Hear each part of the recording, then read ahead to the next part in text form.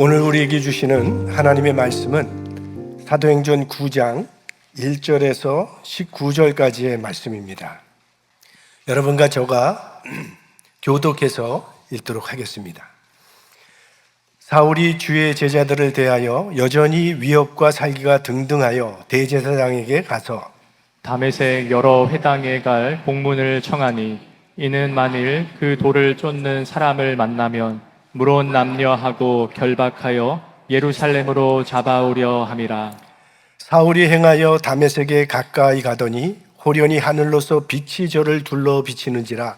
땅에 엎드러져 들음에 소리 있어 가라사대 사울아 사울아 내가 어찌하여 나를 핍박하느냐 하시거늘 대답하되 주여 니시오니이까. 가라사대 나는 네가 핍박하는 예수라. 내가 일어나 성으로 들어가라 행할 것을 내게 이를 자가 있느니라 하시니 같이 가던 사람들은 소리만 듣고 아무도 보지 못하여 말을 못하고 섰더라. 사울이 땅에서 일어나 눈은 떴으나 아무것도 보지 못하고 사람의 손에 끌려 다메섹으로 들어가서 사흘 동안을 보지 못하고 식음을 전폐하니라. 그때에 다메섹에 아나니아라 하는 제자가 있더니 주께서 환상 중에 불러 가라사대 아나니아야 하시거늘 대답하되 주여 내가 여기 있나이다 하니 주께서 가라사대 일어나 집 가라 하는 거리로 가서 유다 집에서 다섯 사람 사울이라 하는 자를 찾으라. 저가 기도하는 중이다.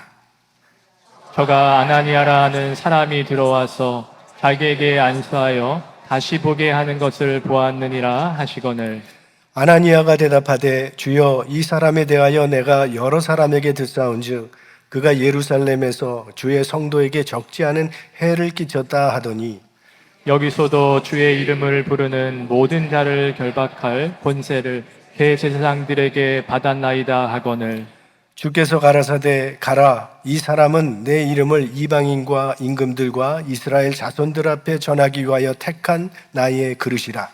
그가 내 이름을 위하여 해를 얼마나 받아야 할 것을 내가 그에게 보이리라 하시니 아나니아가 떠나 그 집에 들어가서 그에게 안수하여 가로되 형제 사울아 주 곧 네가 오는 길에서 나타나시던 예수께서 나를 보내어 너로 다시 보게 하시고 성령으로 충만하게 하신다 하니 즉시 사울의 눈에서 비늘 같은 것이 벗어져 다시 보게 된지라 일어나 세례를 받고 다 같이요.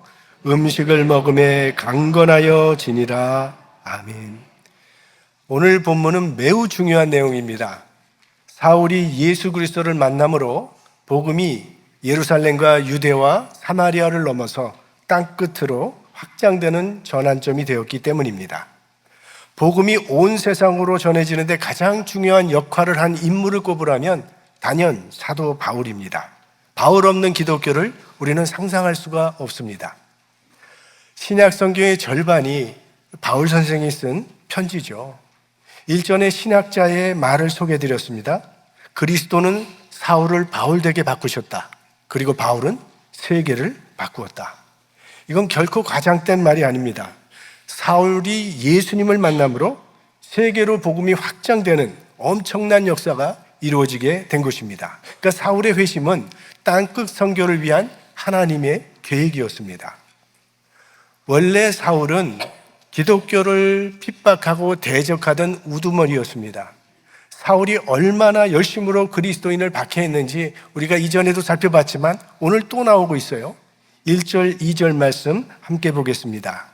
사울이 주의 제자들을 대하여 여전히 위협과 살기가 등등하여 대제사장에게 가서 다메섹 여러 회당에 갈 공문을 청하니 이는 만일 그 돌을 쫓는 사람을 만나면 물론 남녀하고 결박하여 예루살렘으로 잡아오려 함이라.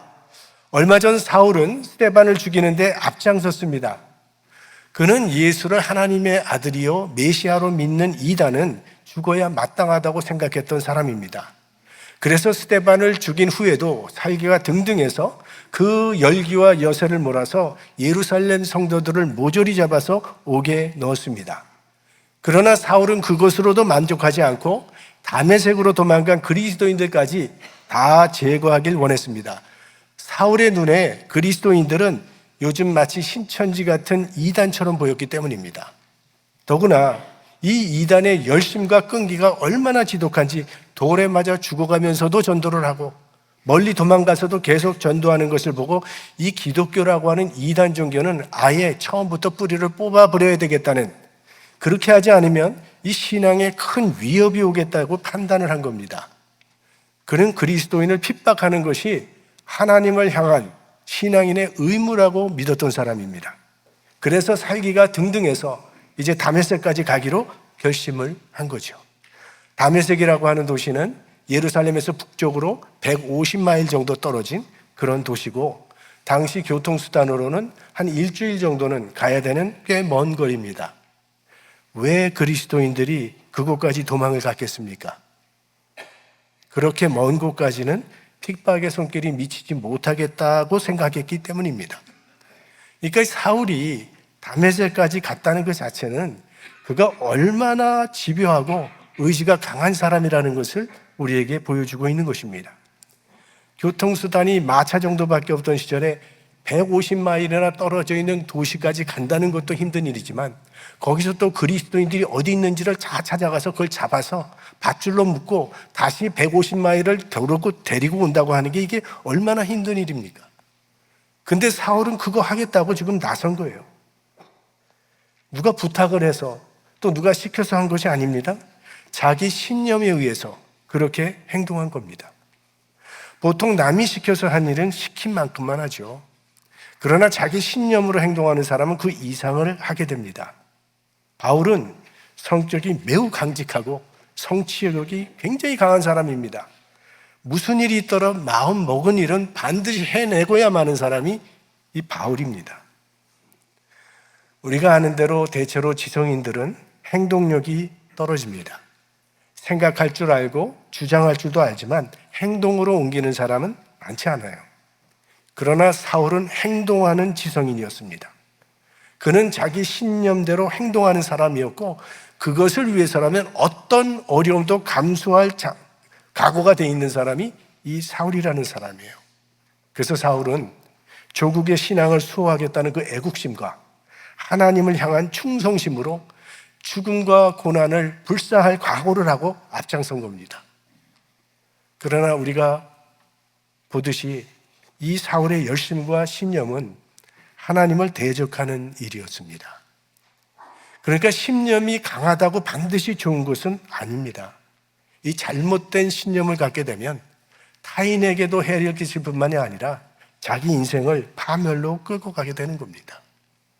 그러니까 구원에 이르는 것은 강한 신념이 아니라 바른 신앙이라는 것을 우리는 기억해야 할 것입니다. 자, 사울은 하나님 앞에 충성하겠다는 신앙적인 이유가 분명하고, 또 법적으로도 대제사장으로부터 이런 일을 할 수 있는 공문까지 받아낸 상태입니다. 그리고 그의 상대는 칼로 무장한 군인도 아니고 이건 무방비 상태의 피난민일 뿐입니다. 완전히 도가내든 쥐죠. 그래서 지금 사울은 살기등등하게 다메섹에 다가가고 있는 겁니다. 자, 이런 사람을 감히 누가 막을 수 있겠습니까? 그를 막을 자는 한 사람도 없었습니다. 세상에는 그의 힘을 제지할 어떤 세력도 존재하지 않았다는 겁니다. 그래서 하나님께서 직접 개입하십니다. 3절 같이 보겠습니다. 사울이 행하여 다메섹에 가까이 가더니 호련히 하늘로서 빛이 저를 둘러 비추는지라. 이건 아주 특별한 그런 임재의 간증인데, 사실 일반적으로 하나님께서 인간의 영혼에 터치하시는 몇 가지 방법이 있습니다. 나의 친한 친구나 이웃을 통해서 그들의 어떤 충고나 권유를 통해서 내 영혼이 깨어나는 경우도 있고, 어떤 사역자의 간절한 호소를 들으면서 마음을 돌이키는 경우도 있고, 또 하나님의 말씀을 통해서 영혼이 깨어나는 경우도 있고, 어떤 사람은 아주 큰 사고가 나거나 어떤 질병이나 크게 실패했기 때문에 영혼의 변화가 일어나는 그런 경우도 있습니다. 하지만 바울은 아주 특별합니다. 태양빛보다도 더 강렬한 빛을 받았다고 했습니다. 눈이 멀었죠. 그리고 주님의 음성을 들었습니다. 그러니까 그는 정말 특별한 하나님의 임재를 경험한 것입니다. 그래서 많은 사람들이 이 사울의 회심을 부러워하잖아요. 나도 바울처럼 이런 확실한 체험만 있으면, 내가 주님의 음성을 듣는다든지 정말 부활하신 주님을 환상으로 본다면 나도 바울처럼 완전히 변화될 수 있을 텐데, 여러분, 바울의 회심을 부러워하지 말라고 말씀드렸죠. 왜? 이거는 순악질을 다루시는 하나님의 방법이기 때문이라고 말씀드렸어요. 바울은 이 정도로 깨지지 않으면 절대로 마음을 돌이키지 않을 사람이었기 때문에 하나님께서 이렇게 하신 겁니다. 그런데도 나도 바울처럼 이런 체험을 하게 해달라고 매달려서 열심히 매달리다가 정말 바울처럼 하루아침에 뒤집어지는 사람도 있습니다. 그런데 뒤집어졌으면 뒤집어진 대로 있어야 되는데 도로 뒤집어져서 제자리로 돌아가는 게 문제죠. 이런 사람은 계속 뒤집어져야 되는 거죠. 근데 바울을 보세요. 바울은 정말 한순간에 성령의 역사로 뒤집어진 사람입니다. 그런데 그는 한 번 뒤집어진 후로는 평생 변함이 없었다는 거죠. 다시 두 번 다시 다메섹의 체험을 바울은 반복할 필요가 없었던 그런 사람입니다. 우리가 보통 예수 믿는 유형을 두 가지로 말을 합니다. 디모데형과 바울형. 그러니까 기독교적 분위기에서 자라난 모태신앙인 사람들은 점진적으로 예수 그리스도를 주님으로 신뢰하게 되는 그런 경우가 많습니다. 이걸 우리가 디모데형이라고 부르고, 또 바울형은 되게 어떤 극적인 사건을 통해서 예수님을 만나게 되는 이런 경우를 말하는데, 중요한 것은 내가 디모데형이냐 바울형이냐가 아니라 주님께서 나를 구원해 주셨다는 신앙 고백이 있어야 한다는 것이 중요한 것입니다. 이 바울의 회심을 우리가 오늘 살펴보면 바울이 스스로 깨닫고 마음을 바로잡은 것이 아닙니다.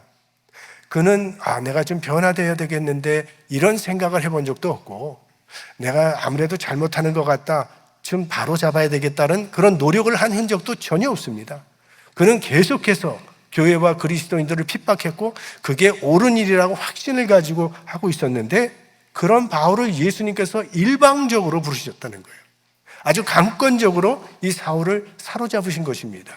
그래서 이것을 하나님의 주권적 은혜 또는 불가항력적 은혜라고 부릅니다. 이 불가항력이라는 단어의 사전적인 의미는 인간의 힘으로는 어찌할 수 없는 힘, 인간의 힘으로 막을 수 없고 저항할 수 없는 힘, 이렇게 되어 있습니다. 그러니까 바울이 회심한 것이 아니라 하나님께서 바울이 회심하도록 역사하신 것입니다. 그래서 사도 바울 선생의 서신의 서두에 보면 자주 등장하는 말이 하나님의 뜻을 따라 그리스도 예수의 부르심을 받은 나 바울은, 이렇게 나와요. 그러니까 내가 사도된 것은 하나님으로부터 시작되었다는 고백, 이건 다메섹 체험을 통한 그의 신앙 고백입니다. 여러분은 어떻게 예수님을 믿게 되었습니까? 내가 예수님을 믿은 것입니까? 아니면 예수님께서 나를 믿도록 인도해 주신 것입니까? 예수님은 말씀하시기를 너희가 나를 택한 것이 아니라 내가 너희를 택하여 세웠다고 말씀하셨어요. 우리 인간은 전적으로 타락한 존재이기 때문에 구원을 위해서는 할 수 있는 일이 하나도 없다는 거예요. 그러니까 성령의 역사가 아니면 인간에겐 구원의 사건은 발생할 수 없습니다. 그래서 이 구원은 전적으로 하나님이 주도하시는 역사예요. 그래서 기독교를 우리는 은혜의 종교라고 부르는 것입니다. 구원받은 가정은 사람마다 다 다르지만 우리는 다 하나님의 은혜로 구원받은 사람들입니다. 그런데 이 은혜로 구원받는다고 하는 것은요, 우리 기독교 특유의 역설적 교리입니다.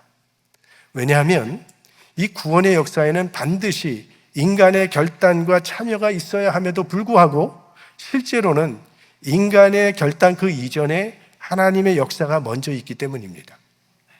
인간 편에서의 노력은 언제나 인간보다 앞선 하나님의 은혜의 행위 그 다음에 일어나는 것을 발견하게 된다는 것입니다.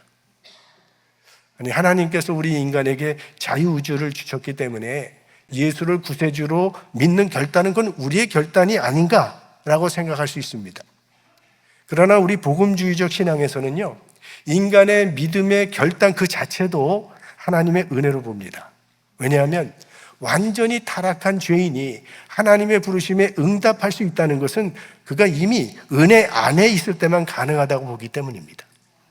그래서 기독교는 이 구원 사건 전체를 하나님의 은혜로 바라보고 있는데, 구원 받게 하실 뿐만이 아니라 구원의 선물을 끝까지 보존케 하시는 것도 하나님의 은혜라고 그렇게 보고 있습니다. 그래서 브루스라고 하는 신학자는 이런 말을 했습니다. 만일 인간의 발을 신앙의 길 입구에 놓게 하는 것이 하나님의 은혜라면, 그로하여금 그 길을 계속하여 끝까지 걷도록 능력을 주는 것도 하나님의 은혜다. 모든 게 하나님의 은혜라는 거죠. 시작부터 끝까지. 그러면 왜 하나님은 하필 교회를 이렇게 대적하고 핍박했던 사울을 주님의 증인으로 부르신 것일까요? 주님께서 그토록 교회를 핍박하고 교회를 대적했던 죄인의 괴수를 택하신 이유는 하나님의 사랑의 대상에는 어느 누구도 제외되지 않는다는 것을 보여주기 위함입니다. 바울은 누구보다도 그것을 잘 깨달았던 사람이에요. 그래서 사랑하는 디모데에게 편지할 때 디모데전서 1장 16절에 왜 하나님이 자기를 택하셨는지를 고백을 합니다. 같이 보겠습니다. 그러나 내가 긍휼을 입은 까닭은 예수 그리스도께서 내게 먼저 1절 오래 참으심을 보이사 후에 주를 믿어 영생 얻는 자들에게 본이 되게 하려 하심이니라. 나중에 구원받을 사람들에게 본이 되게 하려 하심이라. 하나님의 은혜와 긍휼이 얼마나 풍성한지를 보여주시는 예로서, 본으로서 나를 택하신 것이다. 이렇게 고백하고 있는 것이죠.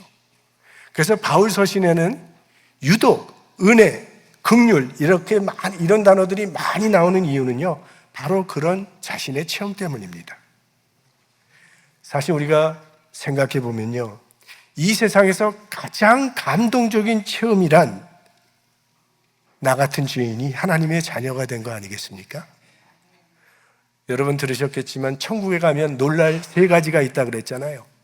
하나는 내가 예상하지 못했던 사람이 천국에 있어서, 그 다음에는 내가 예상했던 꼭 있어야 될 사람인데 천국에 없어서, 마지막으로는 내가 천국에 있는 게 너무나도 놀랍다는 그런 이야기가 있지 않습니까? 우리가 어떻게 주님을 믿게 되었습니까? 나보다 착해서입니까? 나보다 더 선하게 살아서입니까? 아니죠. 어둠과 욕망 속에 살아가던 우리를 주님께서 은혜와 긍휼로 구원해 주신 것이죠. 왜 우리 같은 사람을 택하시고 구원해 주셨습니까? 베드로전서 2장 9절 말씀 같이 봅니다. 오직 너희는 택하신 족속이요 왕 같은 제사장들이요 거룩한 나라요 그의 소유된 백성이니 이는 너희를 어두운 데서 불러내어 그의 기이한 빛에 들어가게 하신 자의 아름다운 덕을 선전하게 하려 하심이라. 우리를 부르신 이유는 하나님의 아름다운 덕을 선전하게 하기 위함이라 그랬어요. 하나님의 아름다운 덕이란 하나님의 사랑과 그 은혜와 긍휼이 얼마나 풍성한지 그거를 우리를 통해서 세상에 알리게 하기 위함이라는 거예요. 하나님께서 나 같은 죄인에게 어떠한 일을 행하셨는지 그 하나님의 은혜와 자비와 사랑을 이웃에게 전하고 세상에 알리게 하기 위함이다. 이렇게 나와 있습니다. 자, 그래서 이제 빛을 보고 쓰러진 사울은 하늘로부터 들려오는 주님의 음성을 듣게 됩니다. 4절 땅에 엎드러져 들으매 소리 있어 가라사대 사울아 사울아 내가 어찌하여 나를 핍박하느냐 하시거늘. 여기 특이한 것은 예수님께서 사울에게 너 왜 어찌하여 나를 핍박하느냐고 말씀하신 점이에요. 사울은 예수님을 만나본 적이 없는 사람입니다. 사울은 예수님을 핍박한 적이 없어요. 사울은 교회를 핍박했지. 사울은 예수 믿는 사람을 핍박했지. 근데 예수님은 너는 왜 내 교회를 핍박하느냐? 너는 왜 나 믿는 사람을 핍박하느냐고 말씀하지 아니하시고 어찌하여 나를 핍박하느냐 하십니다. 예수님은 교회와 성도들과 자신을 동일시하셨다는 거예요.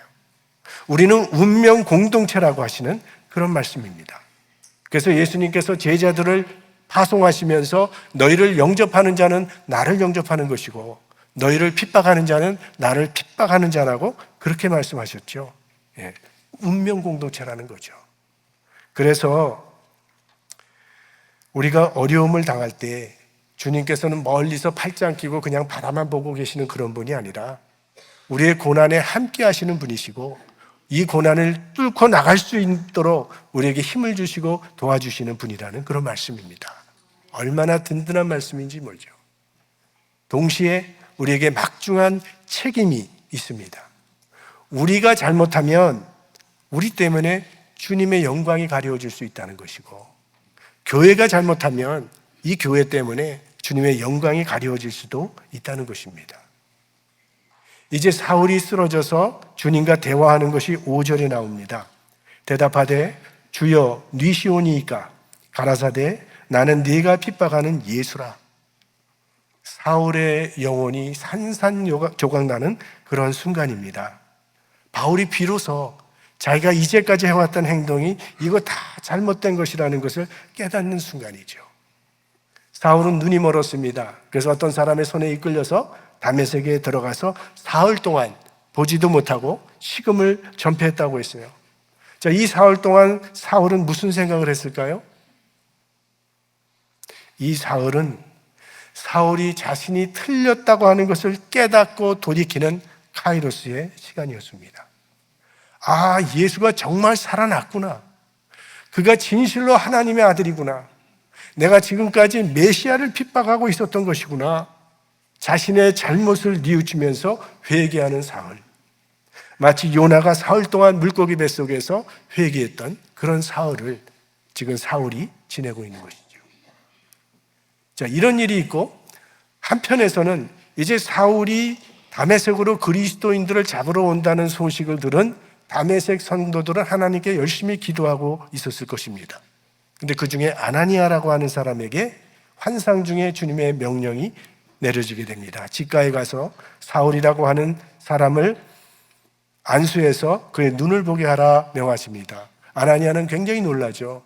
사울이라는 사람 때문에 우리가 여기까지 도망온 것인데 우리가 가면 이거 어떻게 되는 것입니까? 그가 예루살렘에 있는 성도들에게 얼마나 큰 핍박을 하고 해를 끼쳤는지 다 알고 있는데요. 아니다, 가라. 그러자 아나니아도 빌립이 광야로 순종하여 갔던 것처럼 자기 생각을 내려놓고 또 직가로 가서 사울을 만나게 됩니다. 17절과 18절 같이 보겠습니다.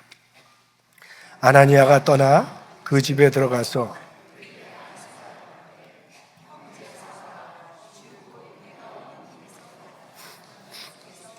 나를 보내어 너로 다시 보게 하시고 성령으로 충만하게 하신다 하니 즉시 사울의 눈에서 비늘 같은 것이 벗어져 다시 보게 된지라 일어나 세례를 받고.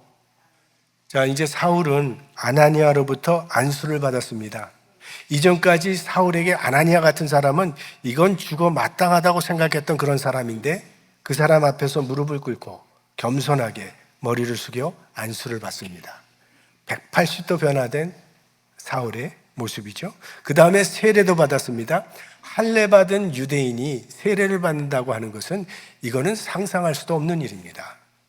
바울이 세례를 받는다는 것은 그동안 자신이 신봉해왔던 유대교를 버리고 기독교로 개종한다고 하는 일생 최대의 결단을 지금 사울이 하고 있는 겁니다.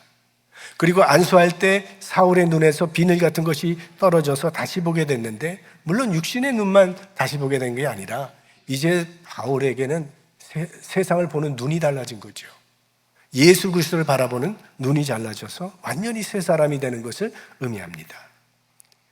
자, 하나님께서 바울에게 이러한 과정을 거쳐서 그를 구원하신 목적이 무엇인가? 그게 15절에 분명하게 나옵니다. 다 같이 봅니다. 이 사람은 내 이름을 이방인과 임금들과 이스라엘 자손들 앞에 전하기 위하여 택한 나의 그릇이라. 이방인의 사도로 하나님께서 택하셨다는 거예요. 예루살렘에서 시작된 복음이 이방으로 전파될 수 있도록 준비한 그릇이 바로 바울이라고 말씀하고 계십니다. 우리가 종종 단기 선교를 가던가 어떤 선교지를 보면 정말 사람이 살기도 어려울 것 같은 그런 곳에 우리 한국 선교사님들이 거기서 선교를 하는 것을 보게 됩니다. 그럼 너무 사실은 감동도 있지만 어떻게 이런 곳까지 와서 선교를 하십니까? 물으면 한결같이 하나님께서 이곳으로 우리 가정을 인도해 주셨습니다 라는 고백입니다. 그러니까 하나님께서 택하신 그릇이라는 그런 말이죠. 하나님의 택한 그릇이라고 하더니 바울은 정말 하나님의 택한 그릇답게 얼마나 놀라운 하나님의 역사를 이루게 되는지 이제 앞으로 우리가 보게 될 것입니다. 그런데 이를 위해서 오늘 하나님께서 아나니아와 사울의 만남을 주선하신 것입니다. 이때 이 두 사람의 만남이 이렇게 놀라운 역사를 이룰 것이라는 것은 아무도 몰랐습니다. 그저 세상 한쪽 구석에서 이름 모를 두 사람이 조용히 만나서 한 사람이 다른 사람을 위해서 기도해 준 것뿐입니다. 그런데 이 만남이 세상을 뒤집어 놓는 엄청난 역사의 시작이 되었던 것이죠. 로마 제국이 변화되고 땅끝까지 복음이 전파되면서 오늘날 우리에게까지 예수 그리스도의 복음이 전해지게 된 것입니다. 세상 누구도 관심이 없던 그런 만남이었지만 온 세상에 복음의 혁명이 일어나면서 세상의 가치관과 욕망 속에 살던 사람들이 하나님의 나라의 가치관으로 사는 일들이 일어나면서 우리들도 그 은혜를 받아서 예수 믿게 되었고 오늘 이 자리에 있게 된 것입니다. 이 모든 것을 주관하신 분은 하나님이시죠. 마치 영화 감독처럼 계획을 가지시고 진행을 해 가시면서 필요한 배우들을 무대에 등장시키기도 하시고 때로는 퇴장시키기도 하시면서 하나님의 뜻을 이루어 가시는 영화 감독처럼 하나님이 이런 모든 일을 이루시고 계십니다. 이런 하나님의 구원 역사에 지금 우리들도 잠시 무대에 오른 것입니다. 그래서 주님의 뜻대로 내가 맡은 그 역할을 짧은 기간이지만 충실하게 감당하는 것이 우리의 사명입니다. 바울은 이방인을 구원하기 위해 하나님께서 무대에 부르셨고 아나니아는 바울을 준비시키기 위해 무대에 부르셨고 스데반은 순교자로 부르셨고 빌립은 전도자로 부르셨습니다. 우리들도 그 부르신 목적에 합당한 삶을 살아야 할 것입니다. 자, 아나니아의 이야기는 오늘 본문에서 끝이 납니다. 성경에 더 이상 아나니아에 대한 이야기는 나오질 않습니다. 그러나 아나니아의 삶 속에 하나님의 이야기는 끝나지 않았을 것이라고 생각합니다. 먼 훗날 사울이라고 하는 바울이 세상을 돌아다니면서 선교하고 있다는 소식을 들으면서 그때 아나니아는 바울과의 만남을 떠올렸을 것입니다. 내가 그때 사울이라고 하는 청년을 찾아가서 기도해 주었는데 그가 이렇게 훌륭한 하나님의 사도가 되었구나. 그리고 하나님께서 그 사울을 변화시키기 위해서 이 미천한 나 같은 사람을 사용하셨구나. 주님을 찬양하면서 감사의 기도를 드렸을 것입니다. 바울이 혼신을 다해서 주님의 복음을 전하고 있는데 나도 부끄럽지 않게 살아야 되겠다고 다짐하면서 아나니아도 열심히 복음을 위해 살았을 것입니다. 우리가 생각해 봐야 할 것은 우리 삶 속에는 아나니아와 사울의 만남처럼 주님의 뜻이 이루어지는 그런 만남이 있는가 하는 것입니다. 우리가 더러는 10년, 더러는 30년, 더러는 40년, 50년 함께 교회 생활하는 가운데 이 아나니아와 사울의 만남이 이루어지고 있습니까? 그래서 생명의 열매가 맺히고 하나님의 나라가 확장되는 그런 일이 일어나고 있는가 하는 것입니다. 우리가 매주 이렇게 함께 모여서 예배를 드립니다. 밥도 함께 먹습니다. 커피도 함께 마시고 머리를 맞대고 회의도 합니다. 그런데 그런 우리의 만남 속에서 아나니아와 사울의 만남처럼 생명의 열매들을 맺히고 주님의 뜻이 이루어지고 있는가 하는 것이죠.